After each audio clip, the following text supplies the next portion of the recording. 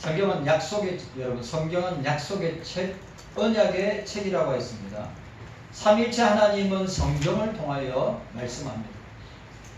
여러분, 우리 한국교회가 21세기 한국교회의 문제점이 뭐냐면 신비주의나 은사주의나 신사도운동이나 아니면 종교다원주의나 포스트 모던주의 시대에 성경 외에 구원의 길이 있다.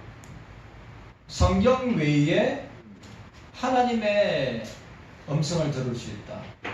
대표적인 관상기도나 하나님 음성 듣기나 이 시대에 유행하고 있는 또 간상 큐티나 제가 여러분들한테 말씀드리지만 성경을 자의적으로 해석하면 안 됩니다. 늘 성경은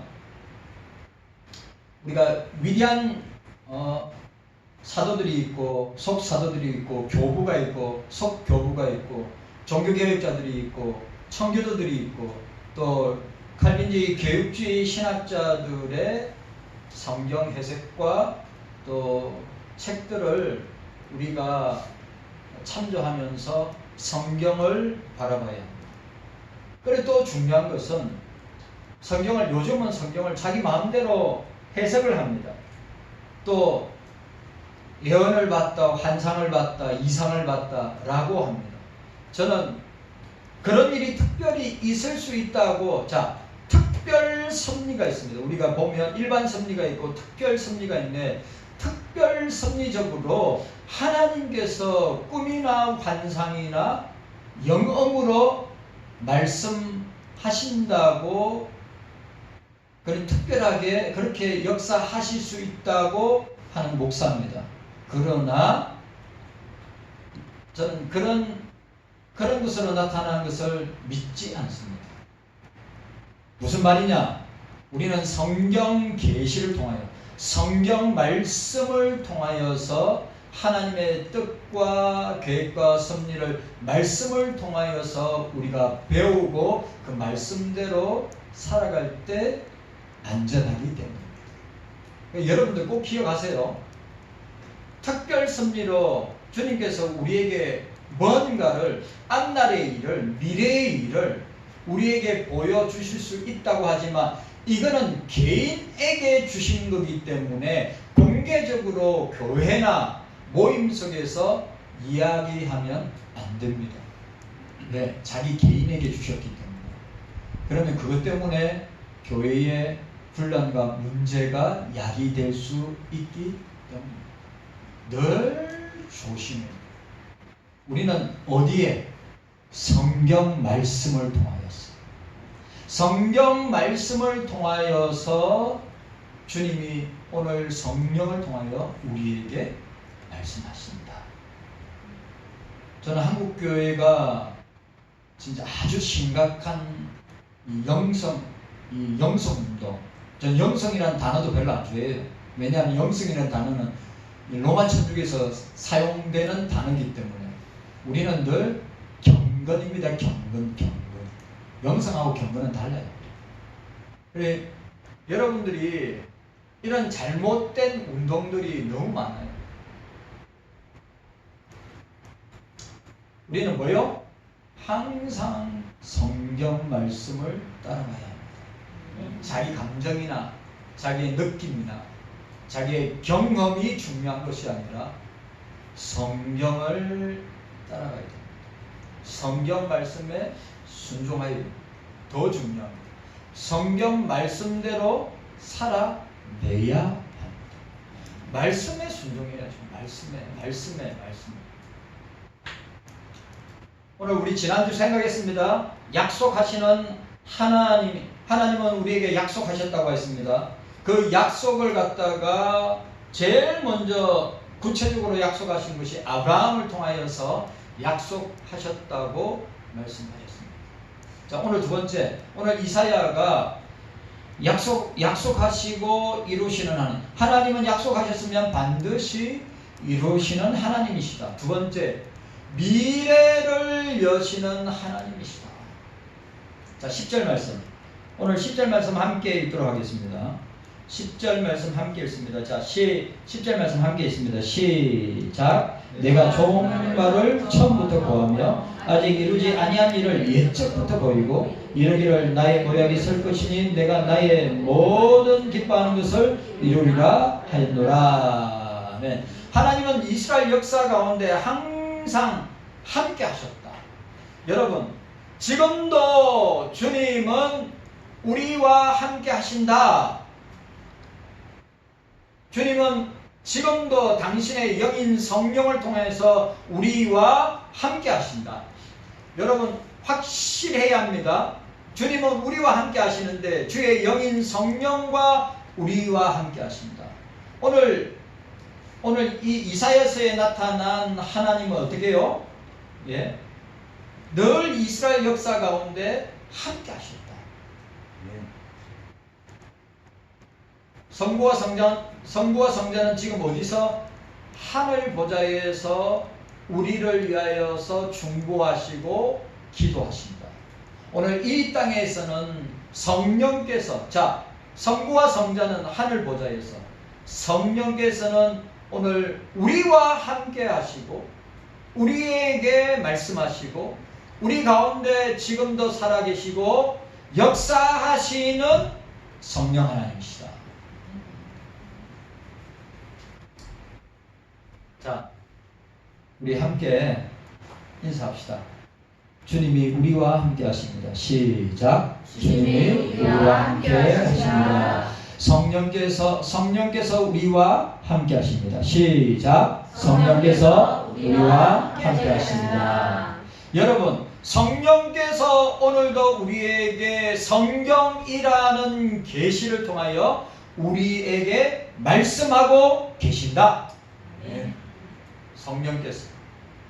그러니까 여러분, 우리가 성경 말씀을 우리가 처음부터 우리가 창세기부터 계시록까지 정독해야 합니다. 통독하는 것도 중요하지만 창세기 1장부터 계시록 22장 21절까지 어떻게 해요? 정독하셔야 됩니다. 그리고 성령께서 우리에게 하시는 말씀을 우리는 들어야 합니다.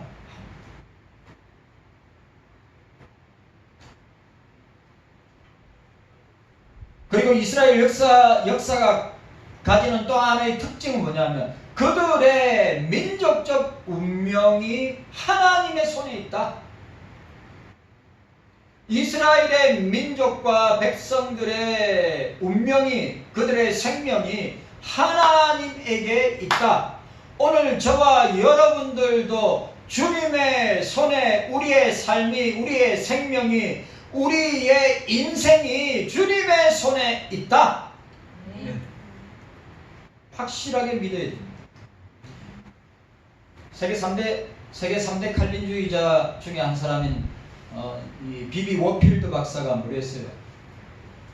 모든 현상 세계 뒤에 있는 주님의 손길을 볼 수 있어야 됩니다. 우리는 현상만 보지만 우리가 말로는 칼빈주의 개혁주의를 이야기하지만 맨날 벌어지는 일에, 벌어지는 사건에, 벌어지는 문제에 우리가 어떻게 할 줄 몰라가지고 우왕좌왕하는 일들이 우리의 삶 속에서 얼마나 많이 있냐 말이죠. 그런데 워필드 목사가 뭐라고요? 현상만 보지 말고 현상 뒤에서 역사하시는 하나님의 주님의 손길을 보는 것이 그리스도인이다. 근데 우리가 맨날 문제만 봐. 맨날 환경만 봐요. 상황만 봐요. 답이 없어요. 이거 어떻게 하지? 어떻게 하지? 제가 오늘 신방 갔다 왔는데 여러 가지 어려운 문제가 있는데 자기가 해결할 수 없는 문제. 자기가 해결할 수 없는 문제이기 때문에 우리는 어느 정도는 우리의 경험과 지식을 가지고 내가 이렇게 몸으로 부딪히면서 알아낸 것을 통하여서 우리 인생의 여러 가지 문제들을 자기 나름대로 해결하고 헤쳐가면서 문제를 어떻게 하든지 풀어보려고 하는데 그렇지 못하는 경우에는 어떻게 해야 됩니까? 주님께 맡겨야죠.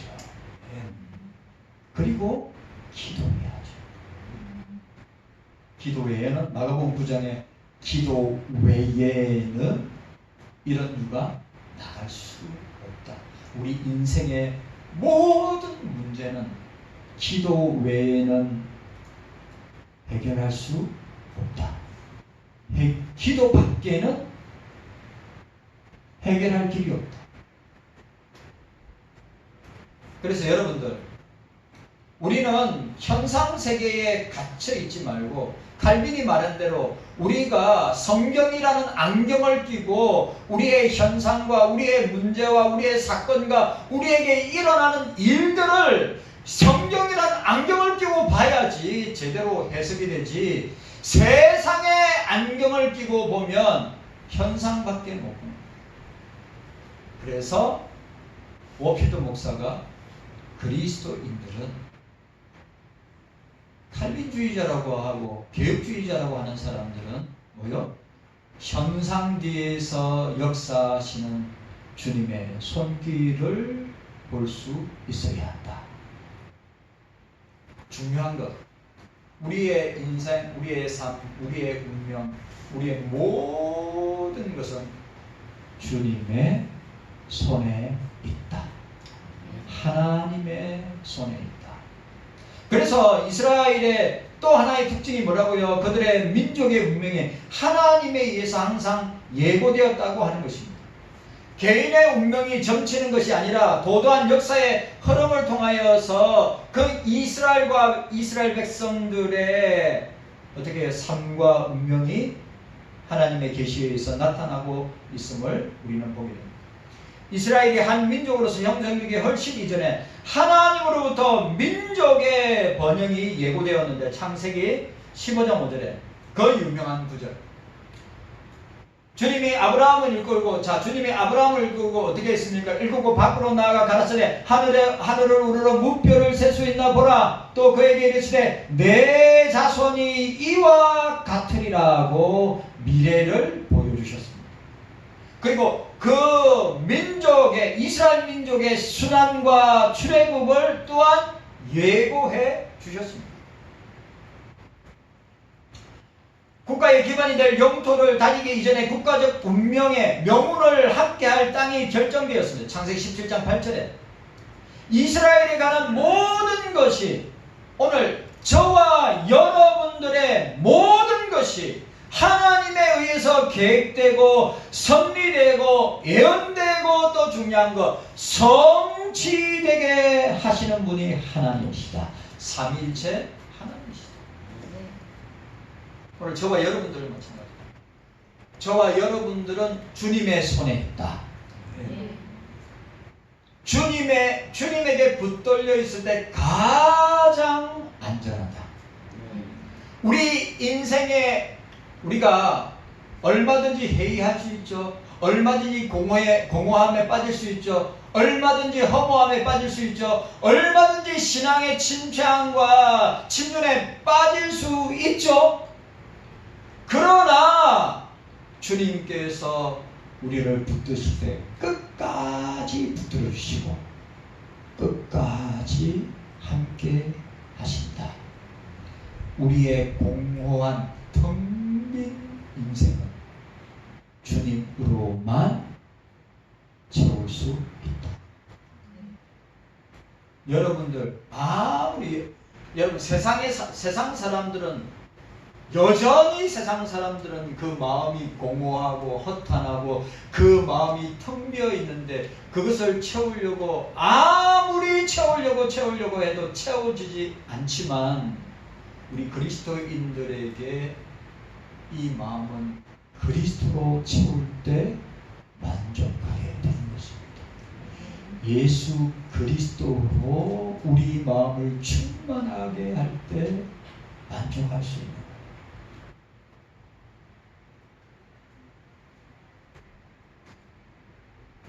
오늘 기억해야 됩니다. 이스라엘에 관한 모든 것은 하나님의 계획과 섭리와 예언을 통하여 어떻게 성취된다고 하였다면 오늘 21세기를 살아가는 저와 여러분도 성령 하나님을 통하여 우리의 모든 삶이, 우리의 모든 일들이, 우리에게 일어날 모든 문제와 사건과 상황이 하나님에 의해서, 주님에 의해서 계획되고 섭리되고 어떻게 해요? 예언되어서 성취되게 하실 것이다. 두려워하지 말라. 놀라지 말라. 내가 너와 함께 하노라. 늘 이런 마음을 가지고 있습니다. 하나님께서 이스라엘 민족의 관리자여 역사의 주관자라고 하는 사실입니다.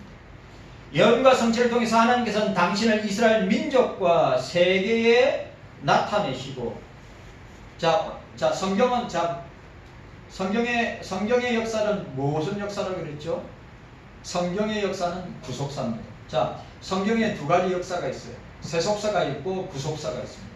이거는 그냥 딱 우리가 정의하고 있어야 돼요. 세속사가 있고 구속사가 있습니다. 세속사 안에 구속사가 있어요. 구속사가 뭐죠? 예수 그리스도를 통한 구원 역사예요. 이 구속사는 언제 완성이 됩니까? 그리스도의 재림을 통하여. 그리고 구속사는 뭐죠? 예수 믿기로 작정된 택자들을 구원하시는 구원운동이 구속사란 말이죠. 그러니까 오늘 우리가 성경에 오늘 이 이사야서가 보세요. 이사야서를 보면 세속 역사 가운데 왕들이 나오고, 이스라엘 역사 가운데 이스라엘 역사의 세속사 가운데 왕들의 행적들이 나오고 백성들의 삶과 흥망성쇠가 나오는데 그 속에서 면면이 흐르고 있는 것이 뭐라고요? 세속사 속에 구속사라. 구속사는 그리스도를 통하여서, 메시아를 통하여서. 그리고 그 구속운동은 뭘 통해서요? 성막을 통해서. 이거는 중요한 겁니다. 이 예수 그리스도의 구속운동, 창세기부터 시작해서 계시록까지 이 구속사 운동은 뭘 통해서, 뭘 중심으로? 처음에는 회막으로, 우리가 성막이죠, 성막. 그 다음에 뭐가 나오죠? 솔로몬의 성전이 나오죠. 회막 운동을 통해서. 그 다음에 성전 운동을 통해서. 그리고 멸망당하고 하는데 이스라엘이 전 세계에 흩어져서 그게 뭘 지었어요? 시나고게, 회당을 지었어요. 회당 중심으로. 그리고 신약 시대에는 뭘로 했습니까? 그리스도의 피로 사신 교회를 통하여. 여러분 이거는 너무너무 중요한데, 구속사는 구속사 운동은, 택자 구원 운동은 누구를 통해서? 예수 그리스도를 통해서.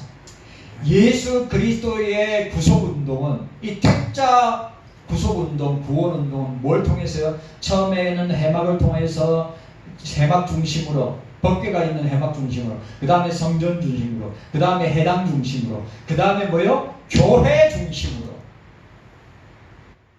그래, 그 교회 중심으로 하는 이 구속운동은 뭐죠?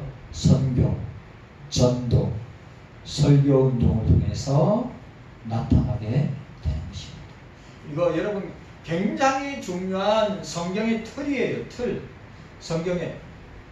성경에 이 성경을 볼 때 세속사도 나오고 구속사도 나오지만 이 성경의 핵심은 구속사다. 구속사의 핵심은 뭐다? 예수 그리스도다. 예수 그리스도의 구속운동은 교회를 통하여서 지금도 진행하고 있다.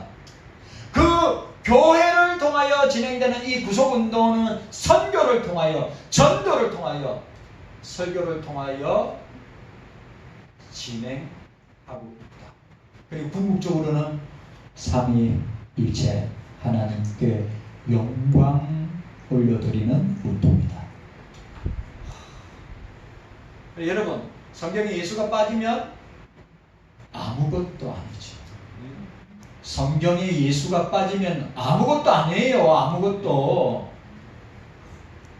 성경의 알맹이는 예수 그리스도다.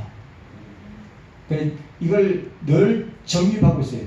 성경의 구속운동은 예수 운동이고, 예수 운동은 교회 운동이고, 교회 운동은 선교와 전도와 설교 운동인데, 그 궁극적인 결과는 삼위일체 하나님께 영광 돌리는 운동입니다. 이거 딱 정립되어 있어요. 이게 장로교의 아주 중요한 뼈대가 되는 거예요. 뼈대가. 칼빈주의 교육주의의 뼈대가 되는 것이 구속사. 성경 안에는 꼭 기억이 됩니다. 여러분 성경 안에 세속사에 우리가 세계 역사 가운데 배웠던 왕들이 성경 속에 다 나옵니다. 우리가 학교에 다니면서 세계 역사 배우잖아요. 우리나라 국사 말고 세계사를 배울 때 그 성경 안에 그 세계사 속에 나타났던 왕들의 이름이 다 이 성경 안에 다 있단 말이에요. 이걸 세속사라 그러는 거예요. 근데 이 세속사의 중심이 뭐라고요? 구속사. 지금도 이 세계 역사는 뭘 중심으로? 구속사를 중심으로 통과하고 있다. 우리가 이 사실을 꼭 기억해야 돼요. 자, 이러한 예언과 성취는 이스라엘 민족에게만 국한된 것이 아니라 복음으로 온 세상에 확대하는데 바로 오늘 대한민국과 한국교회와 저와 여러분들에게도 동일하게 적용할 수 있습니다. 자, 오늘 세 번째 약속을 이루시는 하나님. 자, 약속하시는 하나님, 그 다음에 약속을 하셨으면 약속을 이루시고 성취하시는 하나님. 자, 따라합시다. 약속을 이루시는 하나님. 자, 11절 말씀 함께 읽도록 하겠습니다. 11절. 자, 11절 말씀 함께 읽습니다. 11절 시작. 내가 동방에서 독수리를 부르며 먼 나라에서 나의 모략을 이룰 사람을 부를 것이라. 내가 나라였은즉 정령 이룰 곳이요 경영하였은즉 정령 향하리라. 아멘. 오늘 보세요. 오늘 이 11절의 인물은 누굽니까? 고레스 왕이란 말이죠. 페르시아의 고레스 왕. 고레스 왕이 바벨론, 자 보세요. 자, 바벨론 제국이 멸망하면서 신흥 제국이 일어나는데 메데파사인데 페르시아가 일어나게 됩니다. 자, 페르시아 다음에 누가 일어나죠? 페르시아 다음에 다니엘의 그 신상에서 나오죠. 페르시아 다음에 누가 일어납니까? 헬라 제국이 일어나는 거예요. 알렉산더 대왕이 일어나는 것입니다. 그 다음에 헬라 제국이 네 나라로 쪼개지잖아요. 알렉산더가 죽고 난 뒤에 네 나라로 쪼개지면서 발언하는 신흥 제국이 뭡니까? 로마 제국이란 말이죠. 이건 다니엘서에 연결되어 있어요. 이집트부터 시작했어. 신상의 최고 머리부터 시작해서 발바닥까지 흙으로 만들어진 발바닥까지 역사를 다 성경은 다 예언하였습니다. 오늘 11절에 나오는 약속을 이루신 누구를 통해서 멸망당했다가 바벨론에게 멸망당했다가 70년 동안 바벨론은 노예 생활을 했다가 다시 예루살렘으로 돌아가는 것이 누구를? 신흥 제국인 페르시아 고레스를 통하여서 다시 돌아갈 것은 뭐예요? 약속하신 것을 이루시는 하나님을 봅니다. 하나님의 능력에 관한 말씀이면서 하나님의 성품에 관한 말씀이기도 합니다. 세상의 모든 일에는 항상 변수가 많습니다. 그리고 이 변수가 많으면 일이 취소되기도 하고 목적이 변경되기도 합니다. 그러나 하나님의 일에는 변수가 없습니다. 하나님 일에는 취소가 없습니다. 하나님의 일에는 계획을 세웠으면 그대로 실행하고 성취하시는 분이 하나님이시다. 그런데 우리들은 계획할지라도 그 길을 인도하시는 분은 하나님이시라. 우리가 계획할지라도 시시때때로 변경이 일어나고 바뀌어지는 것이 우리의 인생인데 하나님께서는